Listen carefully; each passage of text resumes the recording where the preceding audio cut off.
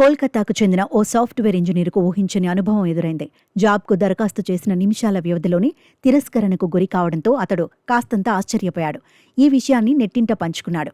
కృష్ణవ్ కనోయ్ అనే టెక్కీ వాట్సాప్లో ఓ రిక్రూటర్కో తన జాబ్ అప్లికేషన్ను పంపించాడు. తాను మెసేజ్ పెట్టిన 6 నిమిషాల్లోనే రిక్రూటర్ నుంచి మెసేజ్ వచ్చిందని చెప్పాడు.